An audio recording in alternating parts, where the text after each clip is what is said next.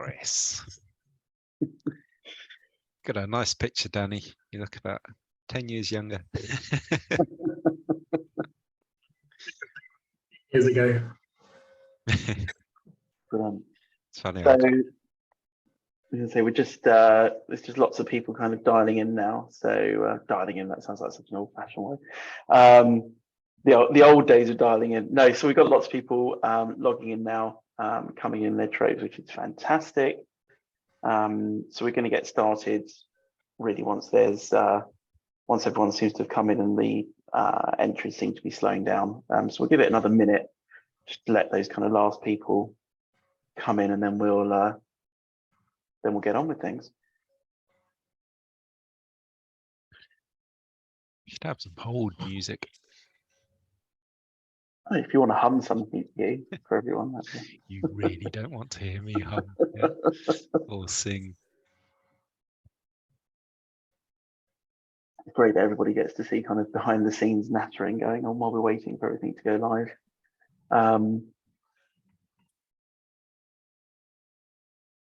Right. Okay. I think we'll get started on this now. There seems to be a good number of people that have come in, and it's slowing down now. So the simple point is that this is going to be recorded. So anybody that comes in a bit late who's missing this first brilliant bit of us nattering, we'll get to catch up on that.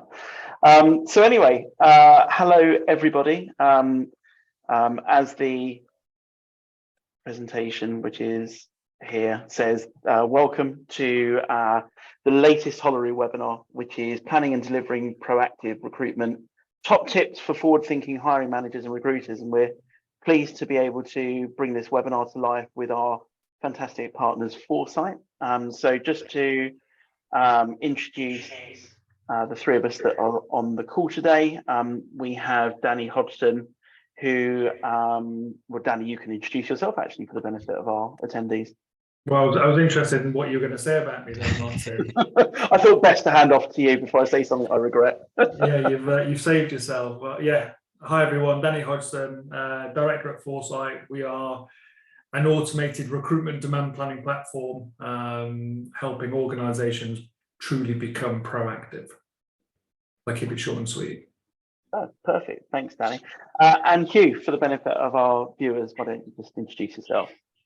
I'm Hugh Fordham. I'm the CEO at Holaroo. So Holaroo is a talent community platform, and in today's context, and it's a partnership I'm very excited about. It's about when you get all of the insights from Foresight, what do you do with that information? And the answer is you build a community of people that are potentially interested in all these future opportunities that you know are coming down the line. Yeah, perfect. And as it says on the screen, my name is Martin Redstone. I'm the advocacy lead here at Holaroo.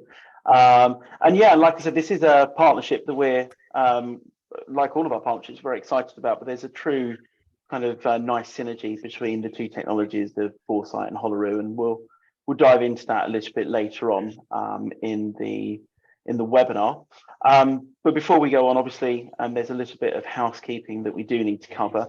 The first one is obviously when people aren't speaking, they tend to be muted, and obviously all the attendees are here as attendees, and so they're muted as well.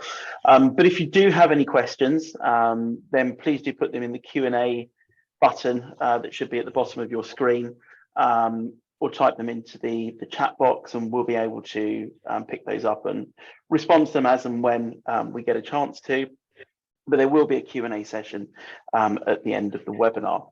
If we don't get a chance to answer your question, we will get back to you after the event as well. The slides that we're going through, whilst there aren't going to be many of them, you'll be pleased to hear, we will be sending them out to you after the event as well. And as I mentioned very early on, this is being recorded, and we will be sharing that recording with you. And if you have registered and haven't been able to attend, you'll still get a link to the recording as well, so you won't miss out. Okay, so just to run through what we're covering today. First section is how we plan effectively for future talent needs. Second section is understanding the key components of a proactive recruitment strategy. We'll then be moving on to discovering different ways that we can leverage data to make informed decisions on our proactive recruitment strategy. And we're then going to be talking at the end about how we can uncover techniques to build solid talent pools. Okay, now for those that are that have been coming along to Holaroo webinars in recent history, you'll know that we like to start things off with a poll. So today's first poll is a simple question, which I'll launch to the attendees as well. It is, are you currently doing any workforce planning at your organisation? So please do let us know your answer. No, yes, manually. Yes, but I'm doing it with in an automated fashion with technology. No, you're not doing any workforce planning, but you are planning to do that. And we're just going to give that a few minutes to come through. Still waiting on a few people. You don't have to answer if you don't want to, but it's always nice to get a little bit of audience participation right at the beginning of these calls.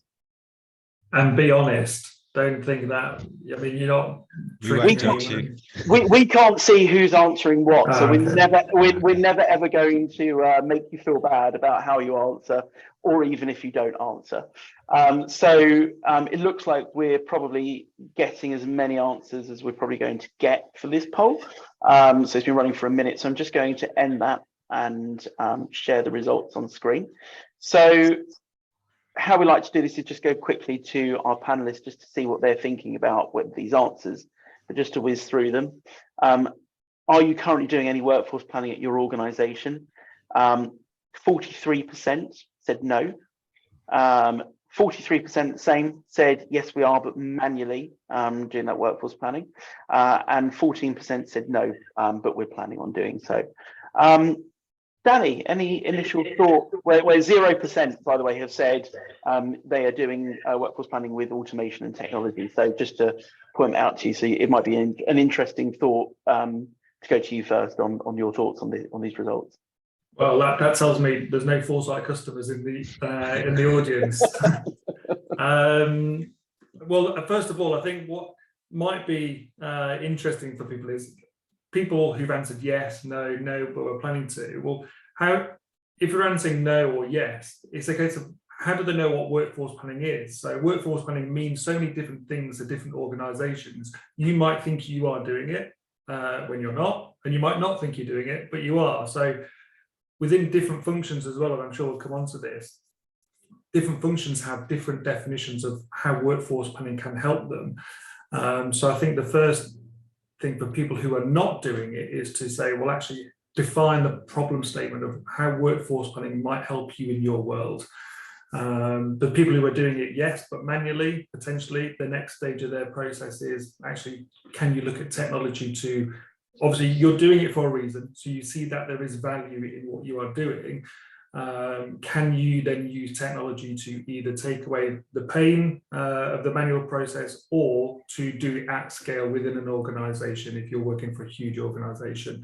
And no, but we're planning to, well, I'd say we'll keep watching because hopefully we might give you some tips and tricks of where to get started.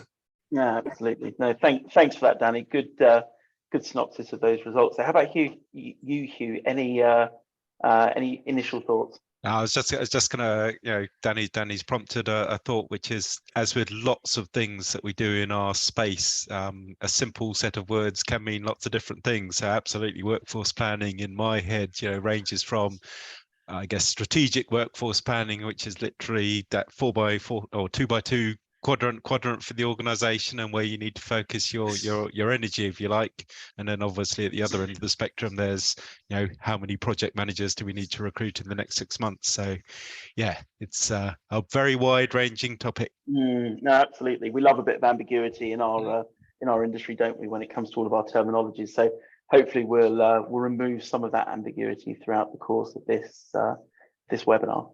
Okay, so I'm just going to get rid of that from my screen. When you're running these things, you have loads of different windows and what have you.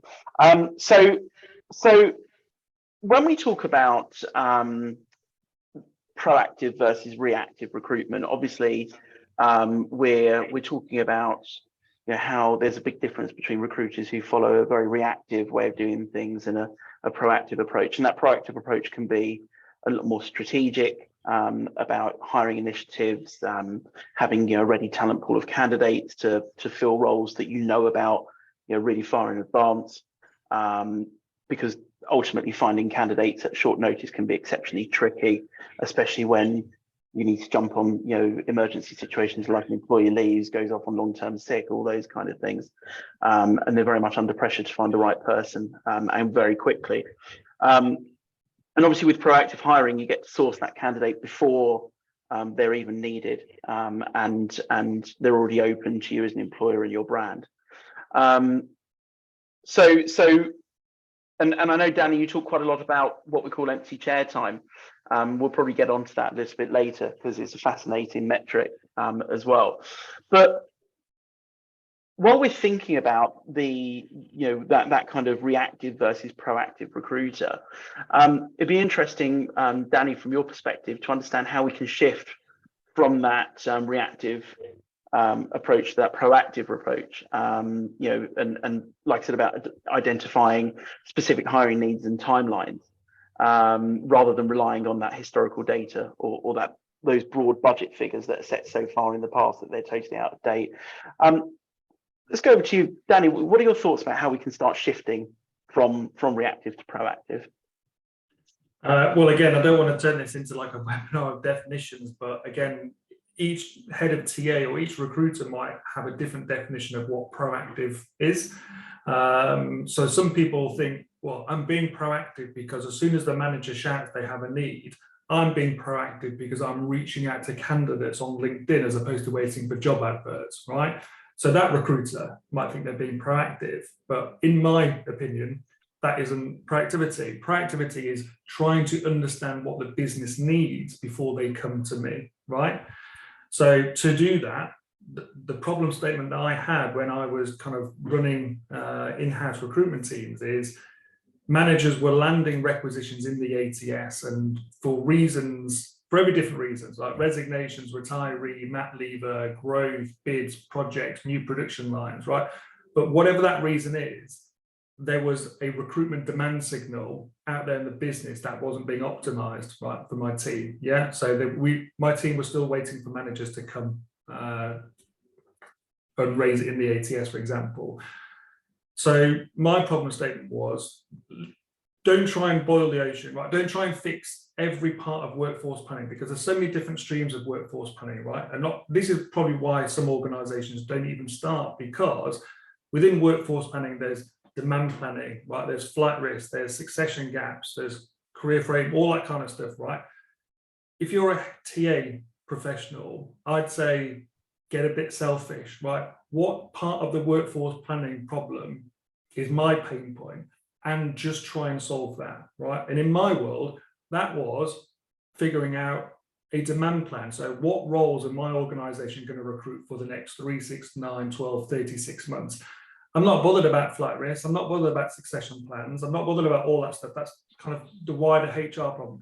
If I can just solve that for me, right, it's going to, even just those basics is going to be transformative to the organization, isn't it? So in my world, being proactive is understanding every role your organization is going to recruit for the next 36 months, but not just as a big number, like you said, Martin. We can probably get a big number from finance, and often we're quite fobbed off from finance, aren't we? Danny, don't we? Headcount, the forecast's done, right? You're going to hire 1,556 people next year. And then I'd say, fantastic. What are those 1,556 people? And they'd go, don't know, that's just what headcount we've got assigned, right? You need to go out to the business to find out. I'm like, okay, so finance are telling me we've got a forecasting process or a headcount planning process, which suits them, but it doesn't suit us. So for me, being proactive is first and foremost trying to understand what the business needs are in advance. And it's not just reaching out to candidates before they come to us. But then the next level on top of that is having a granular detailed plan where my team can then proactively try and fill and nurture, create pipelines, talent pools against the manager needs. So then when the need date is assigned, we have candidates at a stage ready, not necessarily ready to hire, but at least further on in the process. So when that 8th requisition is raised, your time to hire is short and your empty chair time's shortened. So that, in my opinion, is what proactivity is. Oh, now you've said a word there, empty chair time, that I mentioned earlier. So I'm going to bring up this slide that that's got some great statistics on there. Do you want to talk us through these statistics, actually, Danny, while we've got it up in front of us? You've mentioned the empty chair time, so I need to bring up this slide now. Yeah, cool. I can talk you through these. So again, in kind of TA, we're obsessed with metrics, aren't we? And we're obsessed with the same old metrics that we have been for the last 20 years. So time to hire, cost per hire, quality hire, hiring manager satisfaction. The true kind of metric, or the golden metric for me, is reducing the empty chair time, because ultimately that's all the business care about, right? Because the empty chair time is what the pounds or dollars assigned to that position being empty. And if you extrapolate those up, the numbers are eye-watering. I'll kind of walk you through it, because this is some analysis we've done for our customers, because we started to really drill in and find out kind of, okay, well, if we do reduce the empty chair time, what does it mean for our organizations? And the first thing is you need to try and figure out what your empty chair time per day is, right? So there's a stat on there, £909. So that's actually for one of our customers. But that's not an average across their organization. That's for commercial roles in their business. And again, it's not rocket science. Everybody will understand the concept of empty chair time. Quite a few people struggle to try and work out what that is for their business. And we say, again, don't try and figure it out for every single role in your organization. Just either figure out an average or pick a population and go and talk to those departments, your commercial functions, because they might have already worked it out themselves. So instead of you trying to do something really clever, they might already have a figure and say, Danny, look, we know this senior national account manager costs us 25 grand for every month. Great, fantastic. 25 grand divided by monthly working days, you've got a figure to work for that position. And then you can kind of use that as a bench. So £909 for one of our customers' commercial roles. We worked out for every commercial position they were recruiting, it was empty for 15 days. So person left, yeah, we've started the hiring process, and eventually we rehire. That position is open for 15 days. They were hiring 500 of these commercial roles per year. So 909 times 15 times 500, just over £6.8 million. And so that is eye-watering, isn't it? There'll be organisations out there where it's more than £909 and it's more than 15 days, and they're hiring more than 500 of them. But again, outside of this, if anybody's interested in terms of how we work that out, we can absolutely help you do that. But £6.8 million just on one function's empty chair time, the numbers are eye-watering, aren't they? Can you imagine another function like an engineering director saying to the CEO, hey CEO, I've got a great idea for a new production line, right? And I need £1 million, but it's going to bring in £6.8 million. They'd get that investment within the first week, wouldn't they? Right? And the point of this as well is, in TA, we often do fantastic initiatives like trying to drive down certain things, but sometimes we struggle to articulate it back in the business language, which isn't time to hire or cost per hire or hiring manager satisfaction. It's pound notes, right, or dollars or euros or whatever. Yeah. And this is a way to try and elevate that conversation to start talking the business language. Because again, £6.8 million is not to be sniffed at, is it? And then the other one, again, we started to try and understand what it cost, or in terms of one of our other ROIs is reducing people leaving the organization. So on the flight risk reduction side. So I think anybody watching this, hopefully we can agree, it costs you money every time you re-recruit, retrain and re-onboard a new employee. So we were interested to find out what that physically costs an organization. And again, so we took our customers through an analysis, and we worked out that for every £35,000 employee they lose, it cost them £21,000 to re-recruit, retrain and re-onboard, right? And there's other statistics out there through bigger brains in the HR world where they're saying to me, Danny, it's not 21,000 for a 35, it's 70, it's 2 times the outgoing person's salary, right? But I can't sit in front of my customers and say, oh, that 35 grand lever, it's going to cost you 70 grand. That it's just too big, right? But these big brains and these big consultancies are saying that's what the true figure is. But ours doesn't come in at 2 times, it comes in at 0.6, right? But even at 0.6, the numbers are still, again, eye-watering.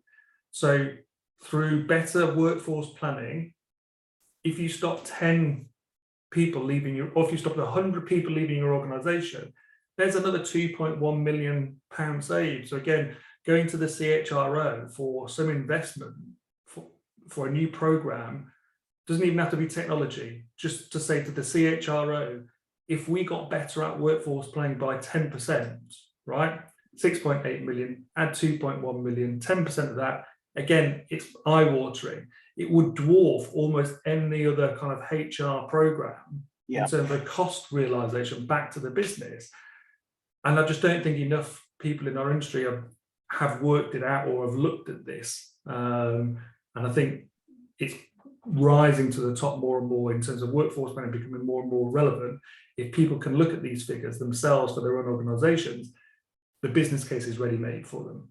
Yeah, I mean, when you look at these figures, it kind of makes absolute sense, doesn't it? And I think that there's all this talk about TA and recruitment getting a seat on the board and those kind of things, but the only way we're going to do that is by articulating and understanding the true business impact of the work that we do within TA, rather than, like I said, those vanity metrics of time to hire and candidate satisfaction and hiring manager satisfaction, all those kind of things. And ultimately, they're great, indicators, but they are vanity metrics when you look at it from a business perspective. So I totally get that. And sorry, you go for it. No, I was just gonna say, I mean, there's lots that resonates in all of this, and so I've been in this industry a long time, and I certainly remember sort of when we were first building, the very first applicant tracking systems. The vision was that organisations would do everything, and recruitment agents wouldn't exist anymore. And we're now 25 years later on, and recruitment agencies are going great guns, and you kind of think, well, why is that? Organisations aren't stupid. You always, if you talk to a talent acquisition person and they talk about, the amount of money we spend on agencies, it's crazy. We must be able to cut that. So they're very, very focused on cost per hire without thinking, why is this still going on? And the reason is, as the numbers from Danny have just shown, is if a recruitment agent can get you a person in post 2 weeks quicker than you can do if you post out onto a job board and go through some other process or whatever, those 2 weeks, totally, the saving from that totally dwarfs the cost of the agency. Yeah. So cost per hire is almost irrelevant. Hopefully what we're going to be able to talk about and the sorts of things we can do now is show that you can actually deliver both cost per hire and faster hiring by leveraging technology and thinking about things in a different way. But it starts with an understanding of why we're still in this place where we're relying on very expensive sources of hire, but the reason why they're still there is they're very fast sources of hire. So keeping on that train of thought, how do we start speeding up our access to talent? How do we? So we've gone from kind of the foresight perspective of knowing that you need to hire before you need to hire, because ultimately most recruiters get 0 days notice on when they need to hire. So how do we then go from this lovely point of, okay, we now know when we need to hire for, how do we set ourselves up to have a good proactive strategy? What are the key components of that strategy? What do we look at when we're trying to find people? How do we build that pipeline, basically? There's all sorts of different ways. I think a good starting point is starting to think around identifying skills rather than identifying roles, because again, the reactive, the job driven recruitment process, it starts with you want to hire a project manager or whatever, and then you sort of work backwards from that to work out what skills you need. If you're dealing with people over a long period of time, it's much more effective to start thinking about what skills they've got, what experience they've got, how that develops over time. And then it's only when the role is available that you start to put the right people into the right place. And we always talk about changing the conversation with the candidates. I mean, we talk about conversations with candidates a lot because that's, you know, that's the starting model of what we're trying to do. But when you're having the conversation with the candidate, the classic conversation is, you've applied for a job and we're going to tell you why you can't have it. So it doesn't matter how pleasant you make it, it's inherently a negative process. Whereas if the conversation instead is, we're going to help you work out where you could best fit within the organization and what skills and what experience you need in these sorts of areas, straight away that's much more positive conversation. And that means that when the timing's right, you've got a much more informed set of people ready to go into the particular role. So it's, you know, if you've got the time to have a conversation, you can turn it into something much more positive and much more effective. No, absolutely, absolutely. So if we do have time to have those conversations, how do we have those conversations? Because that's a big task for a recruiter to not only be dealing with all the requisitions that they've got right there in that very minute, but also having those really proactive conversations with you know, I wouldn't call them candidates, but with people who are potentially interested in the organization, don't know exactly where they fit. How does a recruiter manage that kind of workload? Well, use technology. so broadly, so going back to the point about why are recruitment agents still around and why are they still an effective source for hire, and the point is that they nurture a set of candidates and they have them ready to go, and they know which ones are ready to move, and they know which ones have the right cultural fit or whatever, and so they can slot them straight away. And with the best will in the world, enterprise organizations can't replicate that because it's a very, very resource intensive activity. I mean, everyone talks, so you know, talk with the agencies about having pizza nights where everybody's going to ring up all their candidates and update their profiles and what have you. You know, it's a lot of hard work, and it only justifies itself in the agency model. So what you've got to do is think about, are there ways in which we can automate some of that, and are there ways in which we can use technology to identify people without recruiter input, and use technology to engage with people over long periods of time, again without recruiter input. And then the other way to do it is to put much more control and much more power in the hands of the candidates themselves. So we're a big proponent of, you know, if you can engage with candidates, you know, again, it's one of the things I always say is, if literally the only way in which a candidate can engage with you as an organization is by applying for a job, is it any wonder you get 1 million unsuitable applications for that job? Whereas if you give them the tools and the space to be able to, they can drive the engagement and they can learn themselves and they can tell you what you need to know. Again, you've taken the load off your recruiters, you've made your candidates happier, and then ultimately you're delivering what I would call almost a recruitment agency model, but you're doing it in-house. Yeah, no, absolutely. But and I suppose the key question is also, you don't have to bring those candidates in from the open market either, do you? Because ultimately, as a recruiter, you're surrounded by sources of talent from different parts of the organization, internal mobility to leavers and your alumni network. So I suppose you should be looking at all kind of you know, all sources of talent when you're doing this kind of thing. Well, yeah, and I think Danny's probably got a really good insight on this, because when you talk about flight risk and basically persuading people to stay, you know, a key component of that is supporting that internal mobility and skills development within the organization. So I don't know if Danny, if you want to talk a little bit about that side of the equation and how you can help. Yeah, but no, I liked your point earlier to you, and just to go back to it slightly, I think in terms of from an internal recruitment perspective, it's just purely a capacity problem. It's not a capability, right? The reason why external recruitment agencies are doing so well is because all they do all day long is just nurture candidates, right? And obviously some BD work, but nurture candidates.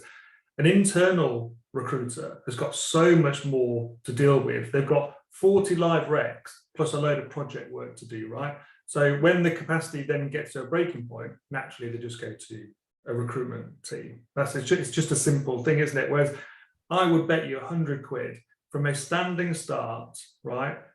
A role, internal recruiter and a recruitment agency, no pre-warmed talent pipeline, the internal recruiters fill it hands down quicker every single time, because they'd be able to sell the role a hell of a lot better. And like you just said, Martin, they've got access to a hell of a lot more parts of talent, like alumni and all that kind of stuff, that the other external. So it's bonkers that we still so heavily rely on it, isn't it?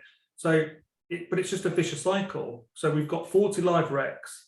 They don't have the time to break that vicious cycle, because all these recs are coming down the pipeline, right? Whether we like it or not, they're on their way, right? But we've got 40 live recs, so we're just constantly looking at our desk, trying to fill these, and more just bashing us over the head.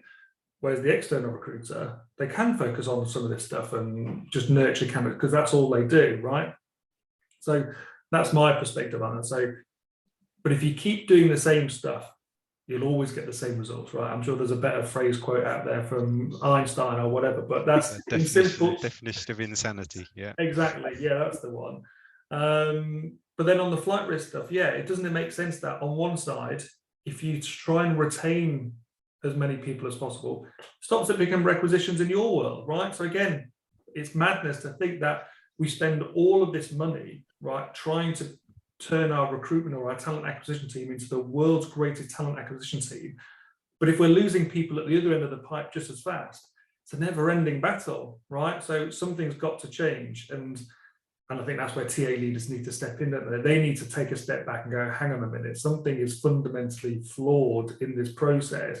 We're spending millions and millions of pounds trying to nurture and create talent pools, but by the definition, that's going to be a finite pool of people, isn't it? Right. So why don't we try and keep some people? Because it'll be just as cheap retaining people as it is recruiting. In fact, it'll be a lot cheaper. That's so cheaper. Yeah, absolutely.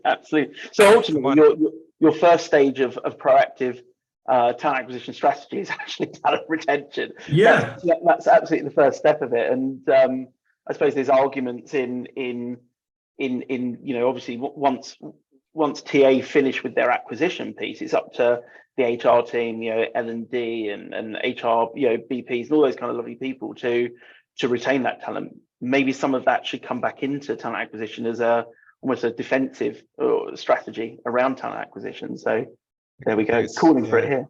I mean, there's a couple of things on internal mobility. So jumping straight to the second one, because you just prompted it, is that internal mobility is much more of a team effort. So basically, it's not as simple as you're the talent acquisition person, you're talking to a candidate, and maybe you've got a hiring manager involved in the process as well.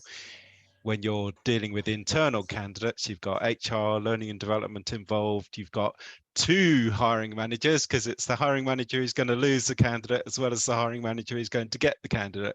So it's much more complex, and one of the approaches is to recognize it's a team effort and give people the tools and the space to be able to collaborate on these sorts of things, rather than just treating it as a very siloed exercise.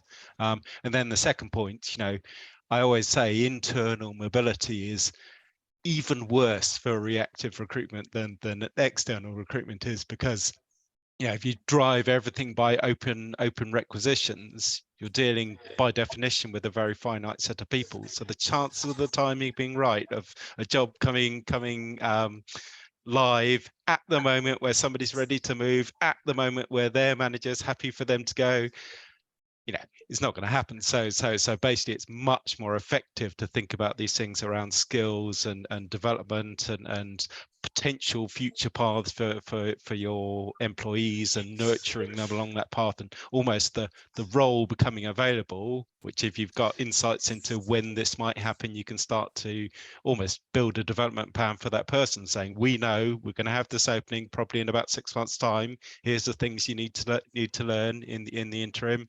And we've already got, we can show to your current manager, here's five people who are ready to backfill that role.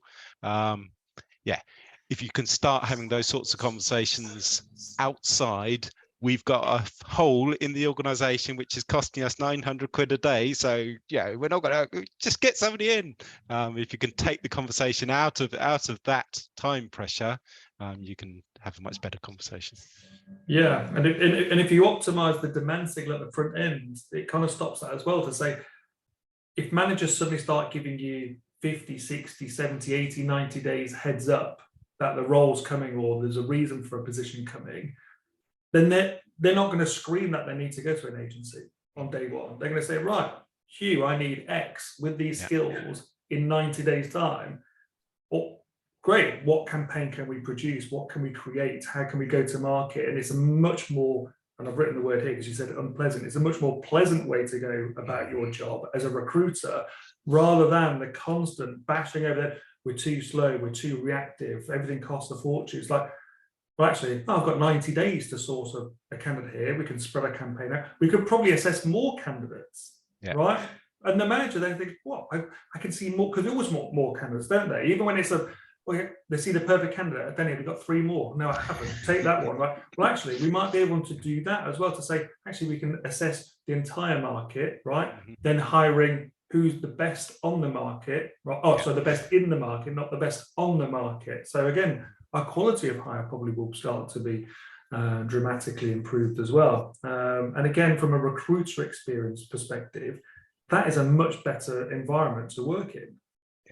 I mean, absolutely. It's one of the key things is, alongside all the benefits to the organization from a financial perspective and the benefits to the candidates of having a nice experience, I think one of the key things is I don't think there's many recruiters who are currently saying they are really loving their experience and loving the job. And just imagine a situation where, like Danny says, you've got this 90 days notice. So during that time, you're nurturing the people, you're getting to know them, not only whether they fit, but also which are the ones ready to move. Because it's it's only half of the equation to know who's a good fit. The other half of the equation is understanding at any point in time who are the people who are ready to move. So imagine, at that point when the role finally becomes available, the conversation with the hiring managers, here we go, I've got 5 people, 10 people, all I know that they're ready to go. We've been talking to them, we know they're a good fit. Off you go. I mean, the hiring manager would love it, but I think from a recruiter perspective, that's a much more positive conversation to have, isn't it?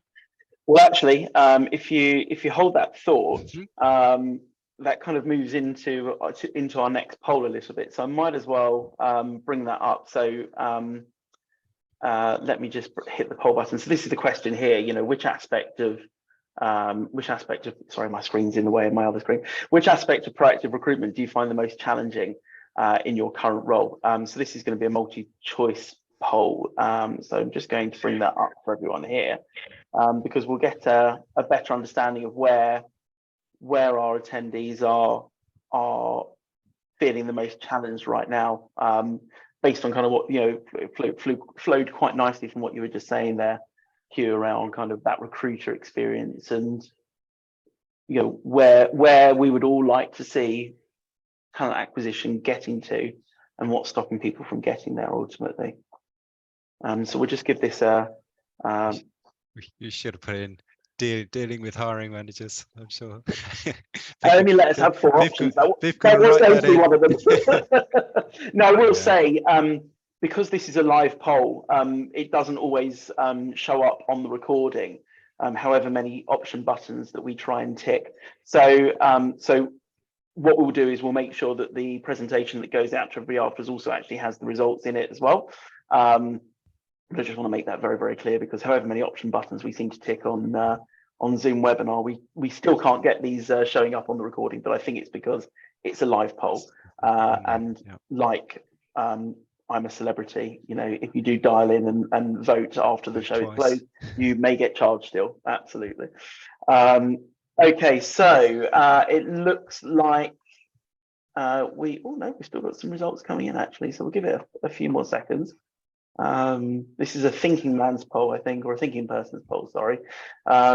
So looks like we're there with the results. So I'm going to just end the poll and share the results. So once again, I'm just going to go back to the panel. And Hugh, I think it's your turn. I think Danny went first last time. So let me pass over to you, Hugh. So let me just go through the results. So which aspect of proactive recruitment do you find the most challenging in your current role? This was multiple choice because obviously there are usually more than one challenge.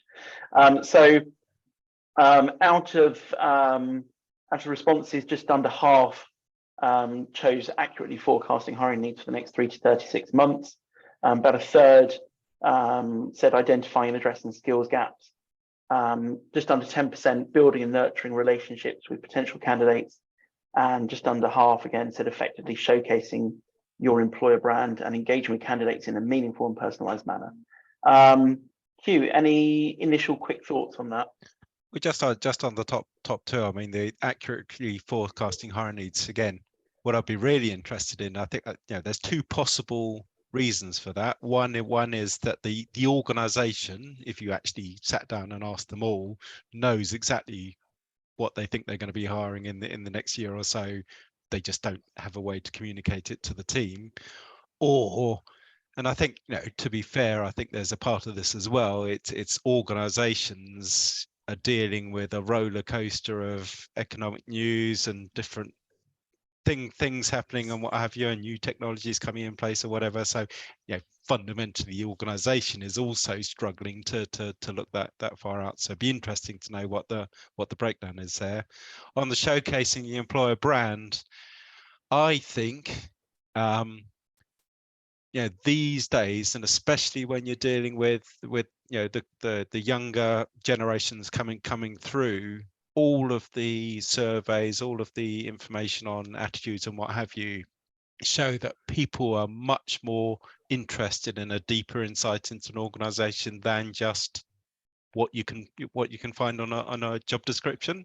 Mm-hmm. So I think when you're talking about showcasing your employer brand, that message suddenly becomes much more complex. It's much more about the culture, the aspirations, the interesting projects that they're working on. There's a whole range of things that you need to combine together to convey that employer brand. And again, having the time and the space to be able to do that is often a challenge. Fantastic. Danny, how about yourself? Any initial thoughts of these results here? Well, no surprise that this is spread. I mean, Hugh kind of nailed it across the ones he's talked about. But I mean, those four problems, they are kind of like ubiquitous problems that everybody's facing, aren't they? So pick one. Like, it's just, again, my advice for everything is, I think I said this on Tuesday presentation, like, we work in TA, right? So we're natural problem solvers and we want to try and solve all the problems. Just be a bit just pick one at a time and just focus your energies on it and solve that one, because out of those four, if you solved one of those four, it probably would solve another one as well, just by default. So just pick one and just work your way through it. That would be my advice. Yeah, I mean, that's a really interesting one, because whenever we're talking to clients, they have a list of challenges, as long as your arm and potential to do stuff in all sorts of different areas. And very much when we first started, our advice to everyone is, look, pick the low-hanging fruit. Lean on the automation, lean on the self-service, do something that's won't need you to hire anybody or reorganize your team or what have you. Get the easy stuff in first and then build on that, rather than desperately trying to create something that's perfect, and sitting there in a year's time still trying to generate perfection.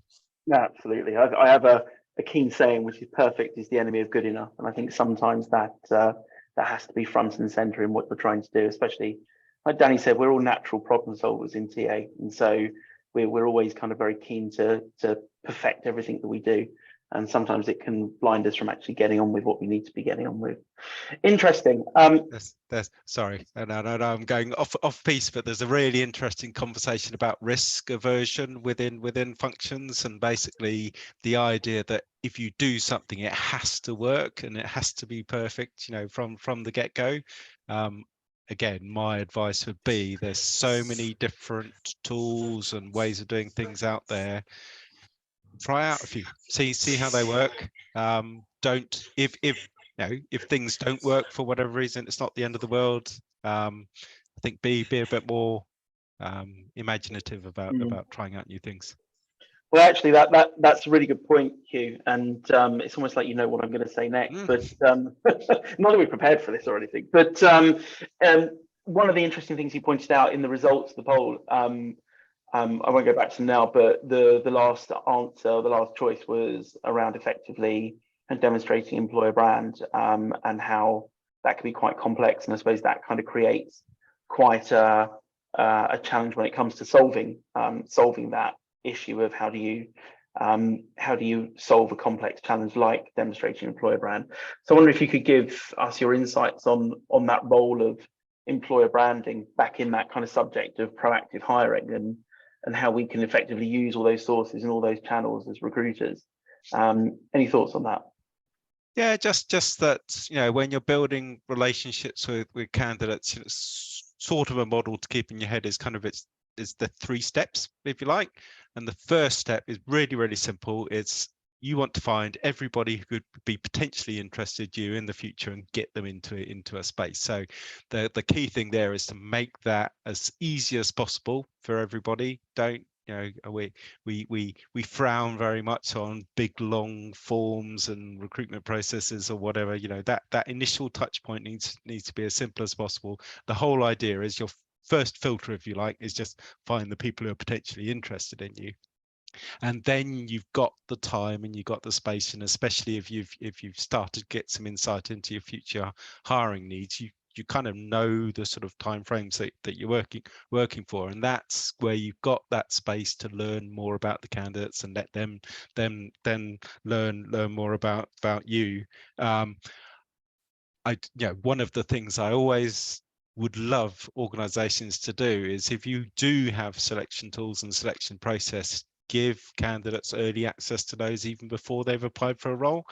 Some of the really good, modern psychometric tools, one of the things they're really good at is they're not just a yes or no thing. They're not saying this is, you pass or you fail. The output from them tends to be much more progressive, and it basically talks to them about, you might not fit here, but here's a place that you could fit. So I always say, if you can get that sort of interaction going on before they started your application, that not only feeds through into a better quality of hire, but it starts to save you time as well, doesn't it? Because you've got these candidates already partway through the process.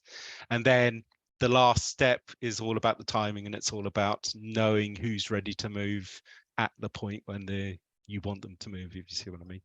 No, absolutely. And when we talk about all these different channels and different places that talent come from, we mentioned earlier about internal mobility, alumni, all those kind of things. One of the interesting conversations that you and I were having earlier on today was about career page optimization, and how one of the biggest challenges in getting people interested proactively into proactively engaging with an organization, even if there isn't the right job being advertised for them, is through kind of a careers page funnel.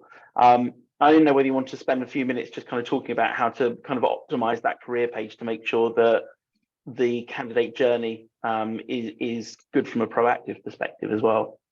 Yeah, I mean, it's really just always offering them a choice. Like I say, the starting point is you don't want literally the only path for a candidate to have is to go and apply for a job and find a job.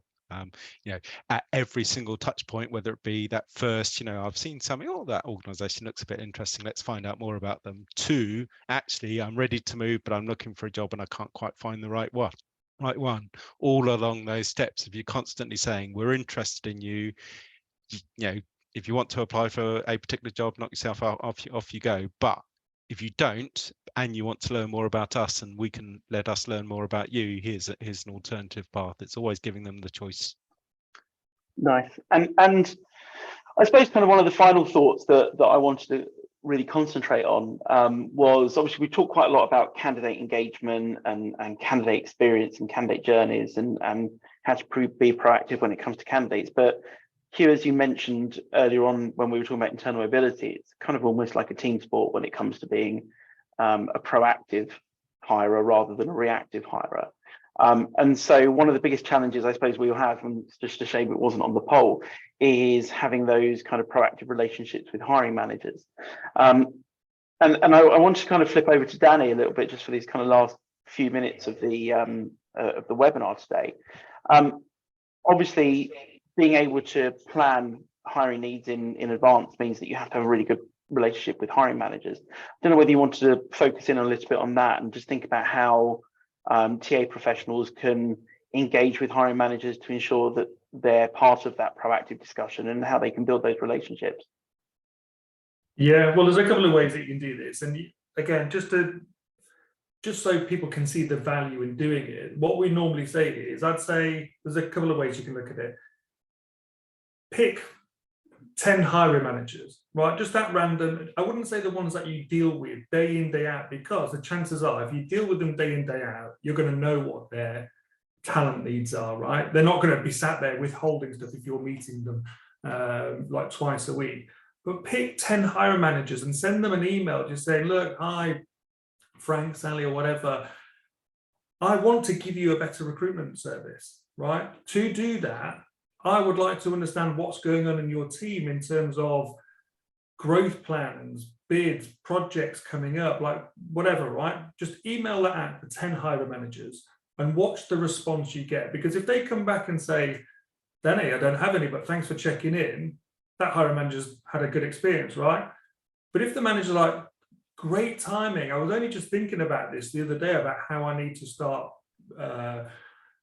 creating some succession plans or growth plans or whatever, thanks for checking in, fantastic, you've unearthed some demand there. And I would say, as a test to see the level of service improvement that you can give your business, just do that, right? Pick 10 hiring managers and fire it off. What's the worst can happen? They won't respond to your email. But the best thing that can happen is you'll unearth some future recruitment demand, right? And then watch what happens to that future recruitment demand and watch what happens to the service and the relationship you have with that hiring manager, because suddenly you've become proactive. And then I'd say, if you like the response you're getting from those 10, then the next evolution of that is, how do you do that at scale, right? So do you try and still do that manually, right? Or do you look at technology that might be able to do it on your behalf and take away the legwork, etc.? So that's what I would say. Just do a little experiment, watch the response you get, right? And if you like the reaction you get, and it'll fuel more, look out there and see what technology there is that might be able to do that. So that's what I would say start. No, It's a similar sort of thing to saying that, you know, the candidate's only way to engage with an organization is to apply for a job. If the hiring manager's only way to engage recruitment is to go and shout at them because they haven't filled their role, yeah, you're on hiding to nothing. And if you know, as Danny says, if you can start different sorts of conversations with them and you can start the conversation rather than waiting for them to start the conversation, yeah, what's not to like is And in fact, a slight level up on that, I would say Holaroo customers, right, go and do what I just said, right, to 10 hiring managers. And when you've unearthed some future recruitment demands, do you get Holaroo to do its stuff, right? Yeah. And watch the results on that. So you haven't invested in any of the technology like Foresight yet, but you will then start to see the impact that what a truly proactive recruitment service can be. Because then those results will start to feel it more, and that managers will talk to managers and go, well, how come I'm getting recruitment service A? And you're like, oh, well, because I told the recruiter what I was going to recruit, and he or she then tapped that into Holaroo, and they had a candidate pool ready to go before Phil retired or whatever. They go, well, I want shit hot recruitment service A too. And you're like, well, let's talk. That's right. Yeah. I mean, it's really, you know, that's why I think the synergy is so brilliant, because, you know, we you know, manage a talent pipeline for a client, and they say, well, we got, it's brilliant, we got 10,000 people in there. It's like, well, probably it's brilliant, but imagine, you know, if you could actually go in and say it's brilliant because we got that number of people in and they match to our future hiring needs as well. So it's, again, having those insights works in so many different places. It's great. No, absolutely. Well, thank you. I appreciate those insights into the kind of hiring manager side of things. We're coming towards the last couple of minutes of our webinar today, so I just want to remind anybody that, you know, number one, if this has been insightful, then, you know, feel free to kind of make sure that you come along to any future ones that we plan for. But if you do have any questions for Danny, Hugh, or myself, now's the time to start popping them into the Q&A box or to the chat box, because we're just coming towards the opportunity to cover off Q&A. But before we do, Hugh, just to kind of go back over to you, I think we kind of discussed kind of some metrics earlier with Danny and some kind of good news from what Foresight can do for an organisation. Probably useful just from the audience perspective, just to hear a little bit on, maybe one success story of Holaroo used for kind of successful talent pipelining. Yeah, I mean it's interesting how it, in the end it all comes down to days, because again, people do focus on cost per hire, and there are definite but it's sort of a circular argument, because if you can deliver a better service and therefore you can hire people more quickly and therefore you can fill the roles in a shorter period of time, you have less dependency on the more expensive source of hire, so therefore your cost per hire goes down. But I think that my advice would be focus on that time to hire, or time empty chair time first, and almost the cost per hire will follow that. But yes, by having pre-engaged, pre-nurtured people ready to go, we showed with one of our very early clients, a reduction in hire time by a couple of weeks. So again, do the numbers, work out what the value of that is. It's very, very effective. Yeah, absolutely. Well, thank you very much. So I'm just going to go on to the Q&A panel. And while I do, I'll just bring up my my screen again. So obviously, if you have found this session insightful, then feel free to connect with Danny, Hugh, or myself on LinkedIn. It's kind of the quickest place to get hold of anybody nowadays, I suppose. So if you do want to continue the conversation, follow up with any questions directly, then please do contact us however you wish to, but obviously LinkedIn's always a great place. We haven't actually got any questions coming in as yet. So what I would do, in fact, I think I actually have a slide with LinkedIn information on it. Sorry, I didn't get all the way to the end one. There we go, because you can't type a name into a search bar. So if you do want to get hold of anybody via LinkedIn, then these are our LinkedIn addresses.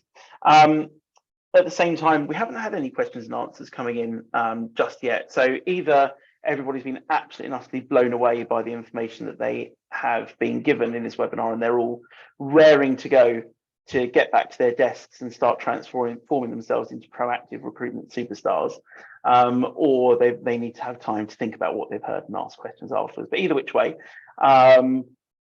there is that opportunity to connect with us afterwards and do that as well. We have our own Holaroo version of Holaroo called Holaroo Connect. So you'll all be getting an invitation to continue the conversation of this webinar in our own community on Holaroo Connect after the call, so after the webinar. So look out in your inboxes for an invite to Holaroo Connect so that you can carry on the conversation there and actually have as many conversations as you want with your peers and colleagues in the TA industry, and also get to sample what it is like to be part of a Holaroo community. So on that note, I'd like to thank Danny and also the wider team at Foresight for supporting this webinar. Very kind of you and great to have you as a partner. And also thanks to Hugh once again for coming onto the webinar and giving us the valuable insights from his experience at Holaroo as well and the wider industry. As I said, this has been recorded, so we'll send you over a link to the recording after the webinar and send you over a copy of these slides, including the poll answers as well. There's a question. There is a question just popped up. Just popped up. There we go. Darren saving me from the waffle that was coming for the next 2 minutes. So this is from Darren Bush. Thanks for the question. How do you proactively reach out to hiring managers about graduate hires, considering they need to think about forecasting 18 months in advance? Danny, are you doing anything on graduate hiring at all? Yeah, so we do that. So that's one of the data points we do extract for our customers. And typically, so Foresight would normally go 4 times a year to our hiring managers. Like is a quick download your hiring needs 4 times a year. Where our customers use it on the graduate intake stuff, they would never ask that question 4 times a year because graduate hire, like Darren said, is cyclical. And again, it's a bit of a journey, right? So easy numbers. If you had 100 managers that you asked about graduate hiring, 40 of them might understand, right, I need to tell you about this 18 months ahead because we need to go to universities at this stage to engage candidates, to get them to a process, for them to finish their course in May, to start in September, that kind of thing. So 40 might understand that cycle. You ask 100 managers, 20 of them might say, oh, Danny, I need 3 graduates to start in September and it's June, right? Well, actually now we can educate those 20 managers and say, look, we need a bigger lead time to get those things in. And this is what the graduate cycle is. But what you've done with those 20 managers is you've flushed out that demand before it gets to September, because they'll still come to you at the end of August and say, then I need 20 grads to start tomorrow. You say, well, you've missed the cycle completely. So you need to start somewhere in terms of educating those managers. So of those 100 managers, some will know it's logical to contact the recruitment team and get into that cycle of recruitment. 20, 30 will have demand that you'll flush out earlier, and the rest kind of will be somewhere else in that spectrum or somewhere in between. But it's a case of you just need to start that conversation and that education phase with those managers. So it's a tricky one. Yeah. It is a tricky one. It brings back sort of unhappy memories or happy memories of I used to head up graduate recruitment for Schlumberger many years ago, and I remember the predictions of demand were initially developed by, as you say, going to the hiring managers and getting each different location or whatever to say how many people they want and collating that. But the trouble was, those, because you have to be so strategic and so far thinking about graduate recruitment, those numbers were almost always wrong. And broadly, what we then did is took it to a slightly more strategic level and said, okay, what are the key metrics that decide how much the business is going to expand over the next 2 years? And a key one with Schlumberger is the oil price. You could literally look at the oil price and you could say, if it's going up, we're going to need more people in 12 months time. And so we blended together that sort of slightly more strategic insight with the feedback from the hiring managers to try and come up with a more coherent number. So I think the long timescales required for early careers recruitment are often difficult to work with the time frames that hiring managers are looking at. So, there we go. Well, thank you very much. I mean, graduate hiring is a whole nother. We might even do a separate kind of webinar on graduate hiring, because there's a lot that we can talk about. And I know there's a lot we can talk about on pipelining for graduate hiring as well. Unfortunately, we are kind of running over on the webinar now, and so thanks Darren for the question, and we're just about on that hour now because we started a couple of minutes late as well. So probably gonna have to leave it there, but I think we can kind of continue that conversation outside of this around graduate hiring, both from a planning perspective and from a pipelining perspective as well. But on that note, I'd like to thank you both again, and thank you for everyone who's turned up today to look at this and to watch and to listen and to learn and to engage as well. Really appreciate it. Thank you, everyone. Have a great day wherever you are and wherever you're dialing in from. Take care. thanks very much. Cheerio. Bye-bye.